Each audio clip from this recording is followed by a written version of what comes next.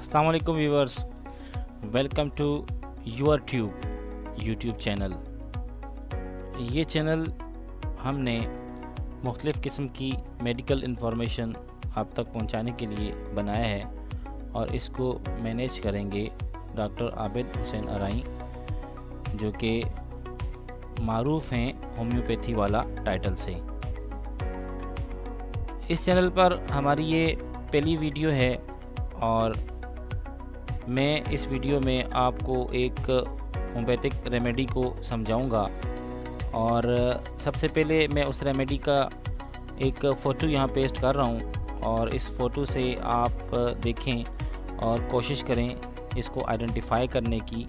कि ये कौन सी रेमेडी हो सकती है जो मैं अभी आपको आज समझाऊंगा। अगर आपको ये फ़ोटो देखकर मालूम हो गया है कि ये कौन सी रेमेडी है जो इस प्लांट से बनती है, तो आप कमेंट बॉक्स में कमेंट ज़रूर कीजिएगा कि ये कौन सी रेमेडी है और आप इसको मेरे बताने से पहले ही समझ गए।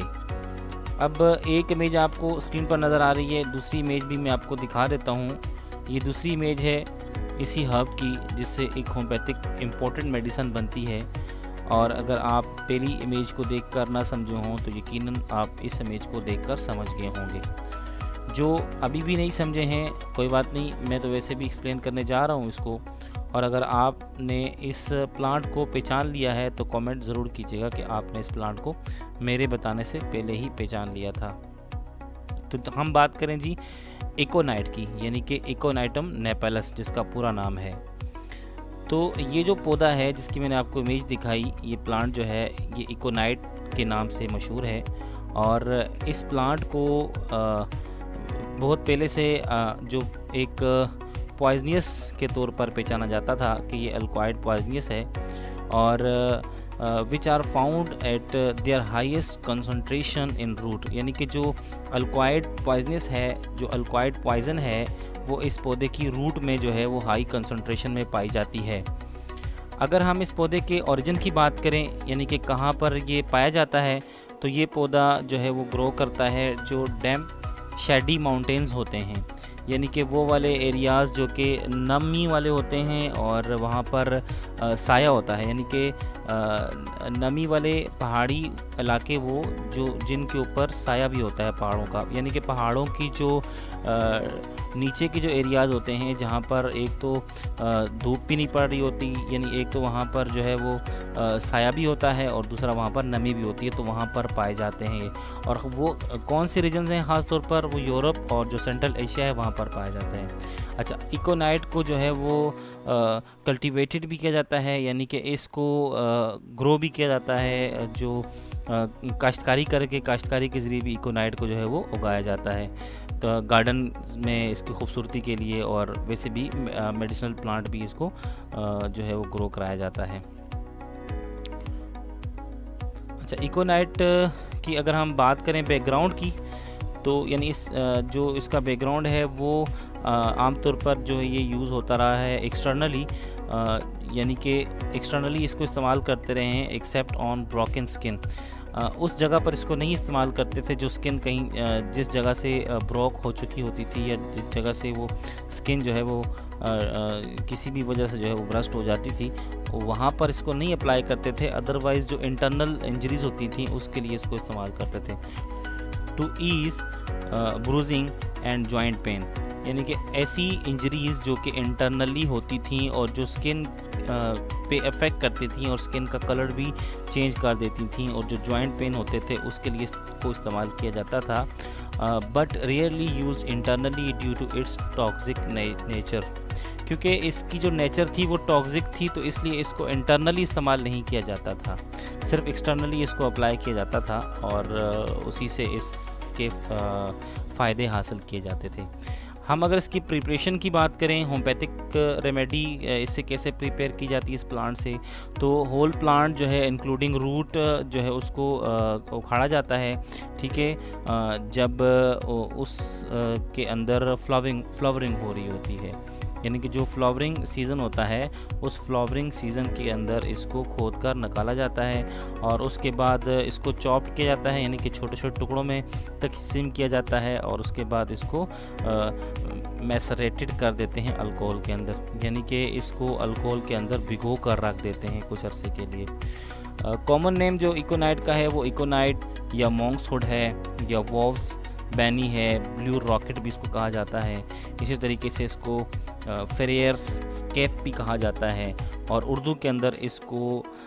हलाहिल या इसको उर्दू के अंदर इसको जो है वो बमलनाक या हिलनाक के नाम से जाना जाता है। इस पौधे को बुनियादी तौर पर ये एक जहरीला पौधा होता है और इसको जहरीले पौधे के नाम से भी डायरेक्ट पहचाना जाता है। अब हम बात करते हैं, चूँकि हम तो होम्योपैथिक रेमेडी देख रहे हैं इकोनाइट की, तो हम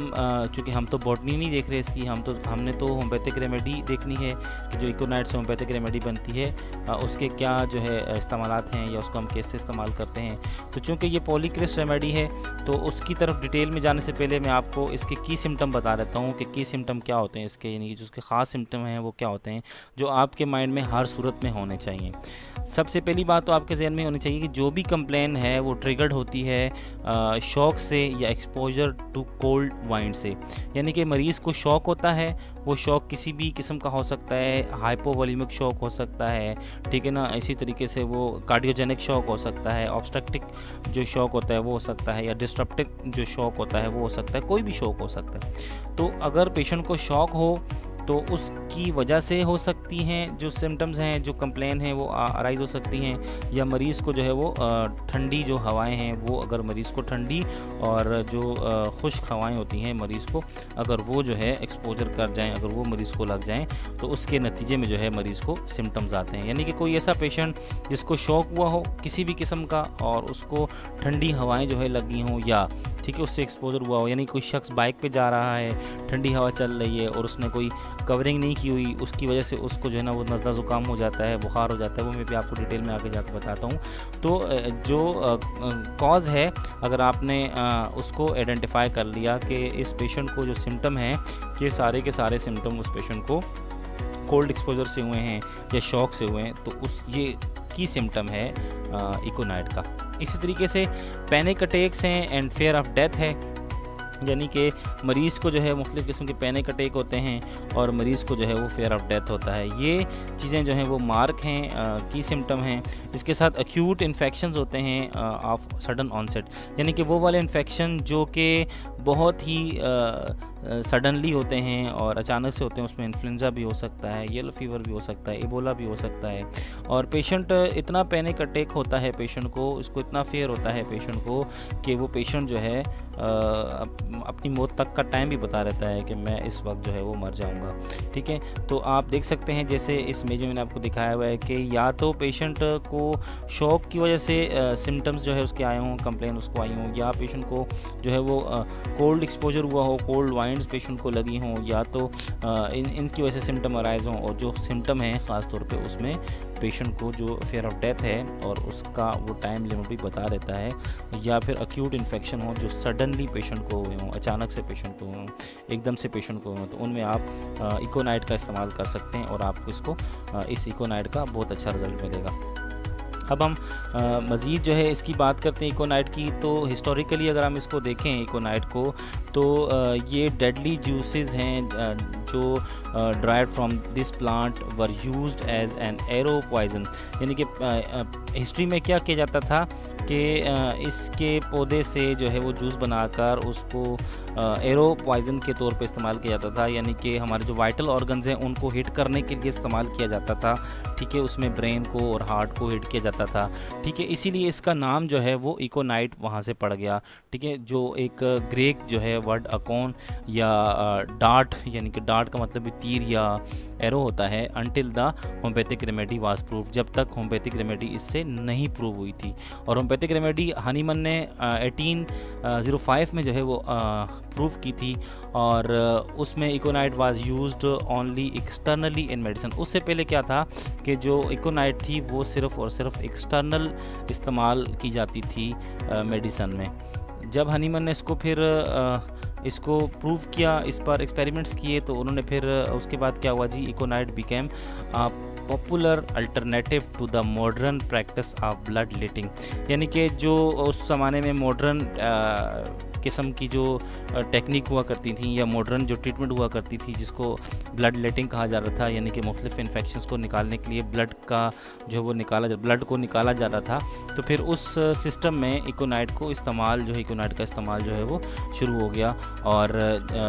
जिस चीज़ को जो है या जिस डिजीज़ को ब्लड लेटिंग के ज़रिए ख़त्म किया जा रहा था, उसके लिए इकोनाइट का इस्तेमाल होना शुरू हो गया फिर।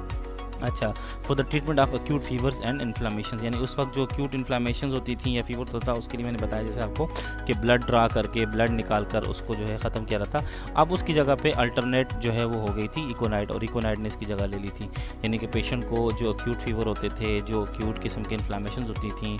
उसमें जो है वो पेशेंट को इकोनाइट नेपेलस जो है वो हनीमन ने फिर प्रेस्क्राइब करनी शुरू कर दी। अगर हम रेमेडी प्रोफाइल की बात करें इसकी, तो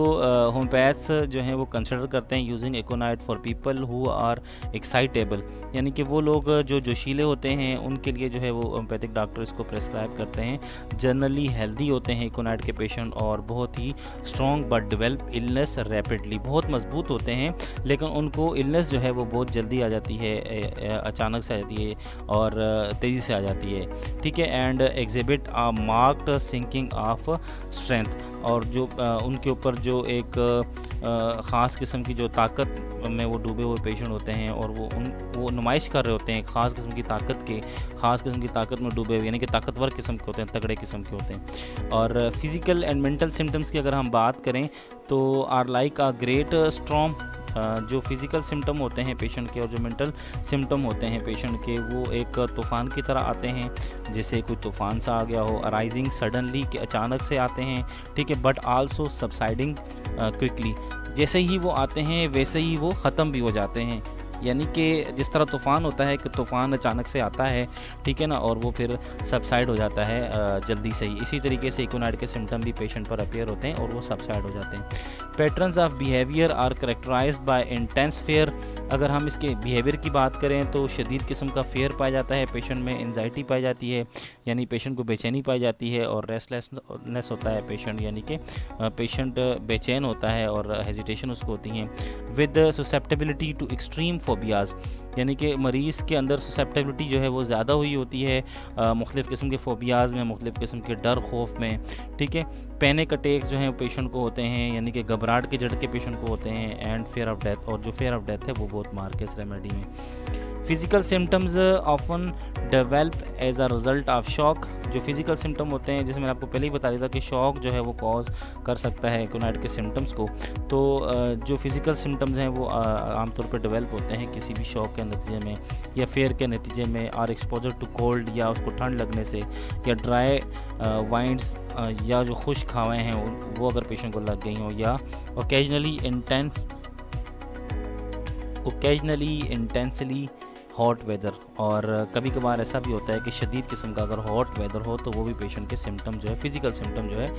उस पेशेंट में जो है वो अपेयर होते हैं इकोनाइट के। इकोनाइट इन्फेक्शंस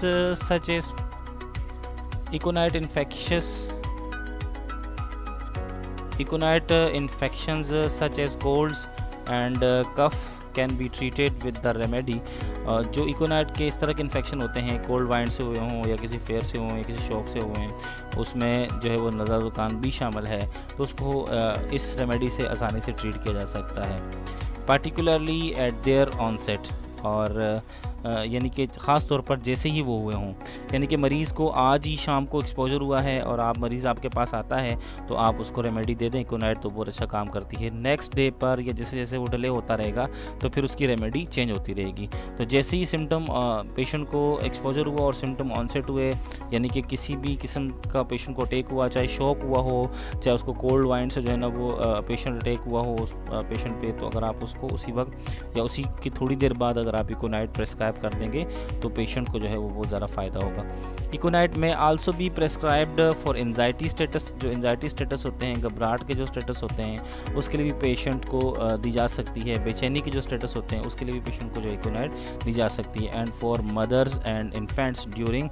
और जो मदर्स हैं और जो इन्फेंट्स हैं उनको दी जा सकती है ड्यूरिंग और इमीडिएटली आफ्टर चाइल्ड बर्थ, कि जैसे ही बच्चा पैदा हो उसके लिए भी इकोनाइट दी जा सकती है। तो इकोनाइट जो है वो जो थ्रेटन्ड अबॉर्शन होती है उसको भी रोकने की बहुत अच्छी रेमेडी है। यानी एक ऐसी फीमेल जिसको इस बात का खौफ हो और उस खौफ की वजह से जो है वो उसको अबॉर्शन हो जाती हो, तो उसमें भी यानी कि उसको हम थ्रेटेड मिसकैरेज कहते हैं। तो इकोनाइट जो है वो थ्रेटेड मिसकैरेज की भी बहुत अच्छी मेडिसिन है। अगर कोई ऐसी पेशेंट हो तो उसके भी अगर सिम्टम आपको मिल रहे हो इकोनाइट में तो आप इकोनाइट प्रेस्क्राइब करें, उसको उससे भी काफ़ी फ़ायदा होगा।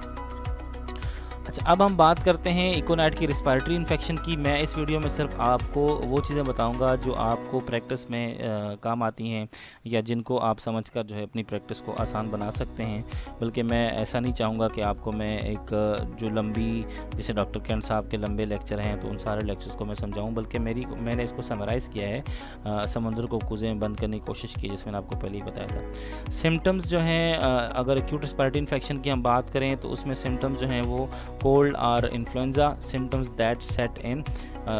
फायरसली एंड रैपिडली, यानी कि इन्फ्लुएंजा के या कोल्ड के वो वाले सिम्टम जो मरीज़ को अचानक से आए हों, शिद्दत के साथ आए हों, तो ये सारे सिम्टम जो होते हैं वो इस इकोनाइट रेमेडी के होते हैं।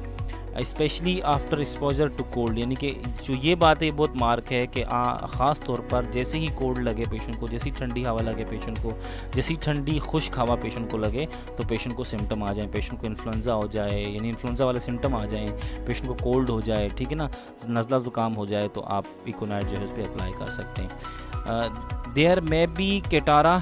और फ्लैगम के पेशेंट को वहाँ पर ज़ुकाम भी हो सकती है या वहाँ पर उसको बलगम भी आ सकता है। एंड अ सोर थ्रोट, और मरीज़ का जो है वो गला भी दुख सकता है। Possibly a fever that makes the skin hot and dry, और वो वाला फीवर जिसकी वजह से मरीज़ की जो स्किन जो है वो हॉट हो जाए और ड्राई हो जाए।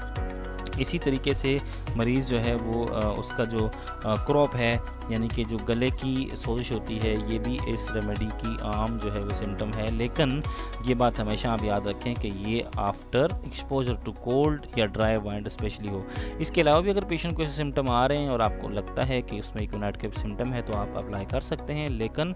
इस बात का ख़ास ख्याल रखना है कि अगर उसको exposure to cold dry wind हुआ है तो आपको फिर इकोनाइट ही उसको अप्लाई करनी होगी। और भी कोई रेमेडी हो सकती है, लेकिन जो बेस्ट रेमेडी है वो इकोनाइट है।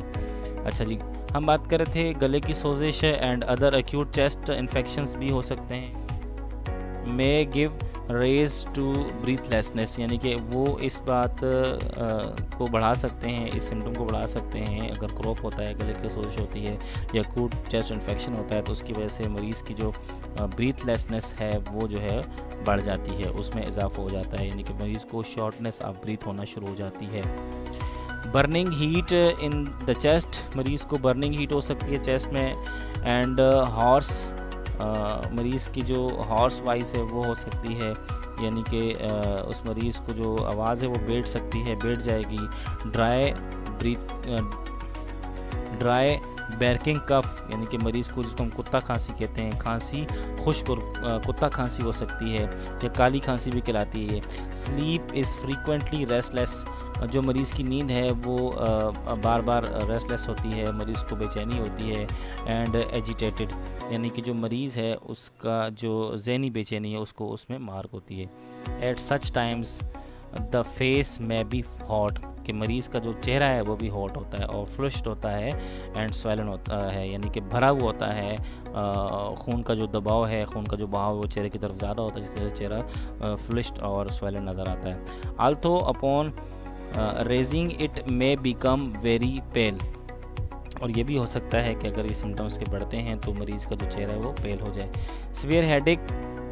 मे डिवेल्प, मरीज़ को शदीद किस्म का हेडेक भी हो सकता है। अगर मरीज़ को कोल्ड ड्राई वाइंड की एक्सपोजर के बाद हेडेक हो तो बेस्ट रेमेडी है आपकी इकोनाइट। तो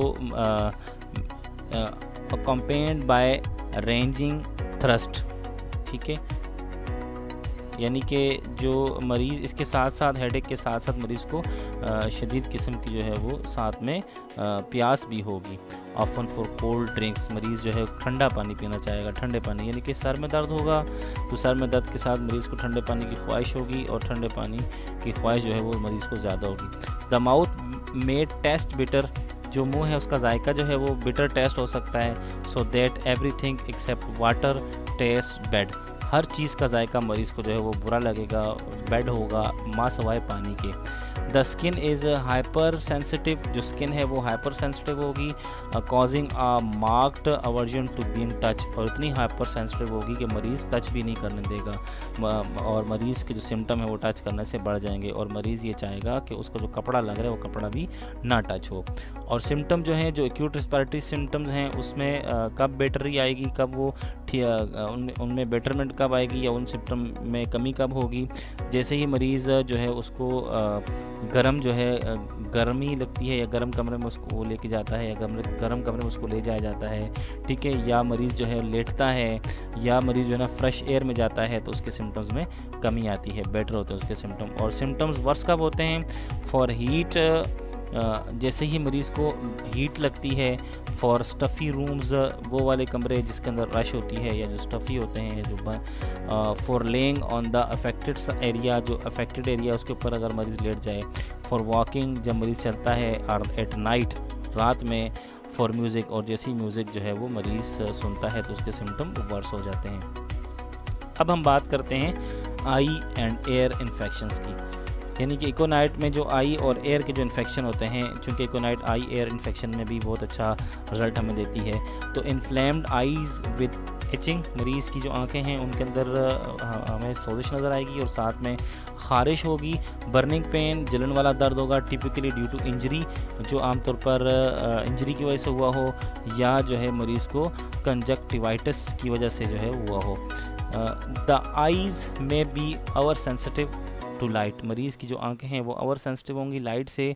एयर इन्फेक्शंस डिवेल्प रैपिडली, कान का जो इन्फेक्शन है वो भी एकदम से तेज़ी से होता है। कॉजिंग इंटेंस पेन, और उसके अंदर शदीद दर्द होता है। ब्राइट रेड एयर्स मरीज़ के हो जाते हैं। And hyper sensitive to noise, जैसे ही मरीज़ को शोर सुनता है मरीज़ तो उससे वो हाइपर सेंसिटिव होता है और उससे मरीज़ के सिम्टम बढ़ जाते हैं, ख़ास तौर पर उसकी जो मेंटल एंजाइटी वो बढ़ जाती है। Symptoms may be accompanied by a high fever and restless, और जो सिम्टम हैं वो उसके साथ साथ जो है मरीज़ को हाई ग्रेड फीवर भी हो सकता है और रेस्टलेसनेस भी हो सकती है, और फेयरफुल जो एजिटेशन है वो भी हो सकती है, यानी कि दिमागी जो मरीज़ को जो फेयर्स हैं वो भी हो सकते हैं। अब आई एयर के जो इन्फेक्शन के सिम्टम हैं उनमें बेटर कैसे होगा? तो जैसे ही मरीज़ क्वाइट होता है या खामोश कमरे में जाता है या अलग कमरे में जाता है तो उसके सिम्टम में मरीज़ को कमी आती है। और वर्स कब होती हैं ये सिम्टम? जैसे ही लाइट पड़ती है मरीज़ को या मरीज़ शोर में जाता है, शोर वाली जगह पर जाता है तो ये सिम्टम उसके बढ़ जाते हैं।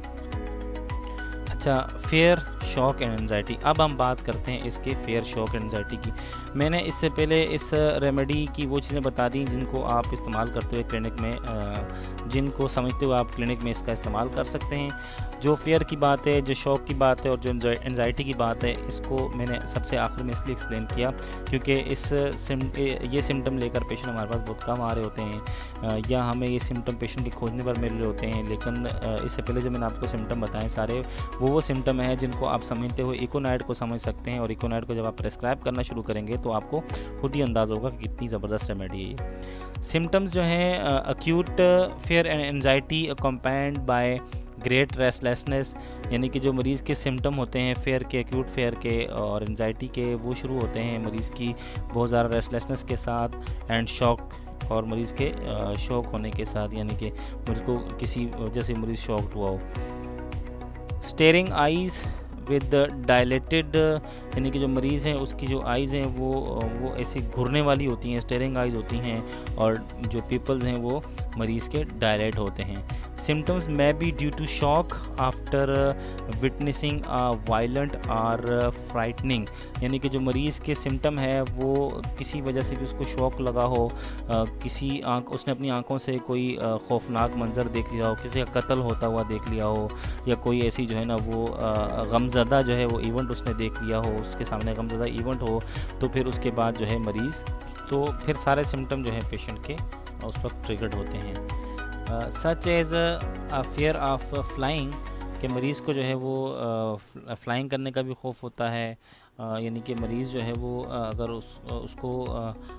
एरोप्लेन में बिठा दिया जाए तो उसको खौफ होता है, वो नहीं बैठ सकता, या उसको जो हाइट्स का खौफ होता है, बिल्डिंग्स पे नहीं चढ़ सकता वो, और ऑफ इनक्लोज स्पेसेस, जो इनक्लोज स्पेसेस होती हैं उसका खौफ होता है। द फियर और एंजाइटी मे ट्रिगर रिकरेंट पैनिक अटैक्स, और इसी वजह से, इसी जो फेयर है इसी की वजह से, या जो इसको एंजाइटी है इसी की वजह से उसको बार बार दौड़े पड़ते हैं, उसको बार बार जो है अटैक्स होते हैं। विद पल्पिटेशन, कि उसकी जो धड़कन है वो भी ज़्यादा हो सकती है, और नमनेस भी इस मरीज़ को हो सकती है। And tingling in the body, उसके बॉडी के अंदर जो है वो टिंगलिंग भी हो सकती है। इसी तरीके से they may accompanied by a fear of death, और ये सारे जो हैं वो इसके साथ साथ जो है वो फियर ऑफ डेथ जो है वो एक मार्क सिम्टम है। और फियर ऑफ पीपल भी इस पेशेंट को हो सकता है, with strong desire to avoid company, के मरीज़ जो है लोगों में जाना पसंद नहीं करता, मरीज़ तन्हा रहना पसंद करता है। मरीज़ को अगर लोगों में लेके जाएँ या महफिल में लेके जाएँ तो उसको डर होता है कि मुझे इस महफिल से कोई नुकसान पहुँचा देगा। सिम्टम्स जो हैं इसके बेटर होते हैं फॉर ओपन एयर, जो खुली हवा में जाता है या मरीज़ जब रेस्ट करता है तो, और symptom verse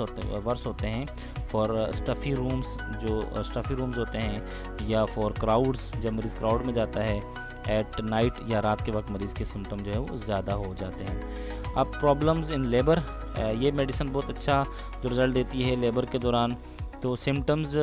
strong fair of impending death, ये वो वाला लेबर है जिसमें जो है वो माँ जो है बच्चे को जन्म देती है, बल्कि मज़दूर वाला लेबर नहीं है। तो आपको पता होना चाहिए कि जो एक ख़ास किस्म का फेयर होता है मदर्स को, कि ड्यूरिंग लेबर के पता नहीं वो कैसे जो है वो डिलीवरी कैसे होगी या उनको कितनी तकलीफ़ होगी, तो उस फेयर को भी ख़त्म करने के लिए इकोनाइट अच्छा रिजल्ट हमें देती है। देयर में भी urine retention in either the mother और बेबी, के मरीज़ उस जो पेशेंट है, मदर है या बेबी है, उसकी यूरिन रिटेंशन भी हो रही है, यानी कि यूरिन भी वापस जा रहा है, तो उसके लिए भी इकोनाइट बहुत अच्छी मेडिसिन है। और in both the mother and baby, या दोनों में अगर ये सिम्टम आ रहा है तो दोनों के लिए ये रेमेडी बहुत अच्छी रेमेडी है। Immediately after the birth of the child, ख़ास तौर पे जैसे ही बच्चा पैदा होता है तो उसके बाद बच्चे का पेशाब बंद हो जाता है, तो उस पेशाब को जो है खोलने के लिए सबसे बेहतरीन रेमेडी हमारे पास इकोनाइट है। Specially if the mother experienced fair during labour, और ख़ास तौर पे जब माँ को लेबर के दौरान डर हो, खौफ हो, उसको मौत का खौफ भी हो सकता है, उसको इस बात का खौफ भी हो सकता है कि मेरा बच्चा जो है वो मर जाएगा। Symptoms better for open air, वही बात कि ओपन एयर में सिम्टम ठीक हो जाते हैं, बेहतर होते हैं। और फॉर रेस्ट, या मरीज़ रेस्ट करता है, और symptom worse for feeling over heated, मरीज़ जो है जब ओवर हीट फील करता है तो सिम्टम वर्स होते हैं। फॉर फीलिंग चिल्ड, या मरीज़ जब ठंड महसूस करता है तो उसमें भी सिम्टम वर्स हो सकते हैं। फॉर वायलेंट इमोशंस, या मरीज़ के वायलेंट इमोशंस हो तो उस सूरत में भी सिम्टम्स वर्स हो सकते हैं। बहुत शुक्रिया, आज आपने हमारी ये रेमेडी देखी, इस रेमेडी पे आपने लेक्चर देखा। अगर आपको ये पसंद आई हो तो आप दूसरों को ये वीडियो ज़रूर दिखाएं, शेयर करें, इस वीडियो को लाइक करें, कमेंट करें। और अगर इस वीडियो के हवाले से आपने कुछ पूछना हो कि हम इस वीडियो में जैसे मैंने आपको इकोनाइट के बारे में बताया, तो इकोनाइट की डोजेज के बारे में अगर आपको पूछना हो, अगर इकोनाइट की आपको पोटेंसी के बारे में पूछना हो, तो आप कमेंट बॉक्स में पूछ सकते हैं। आपको मैं आपके हर कमेंट का जवाब दे दूँगा। अस्सलाम वालेकुम।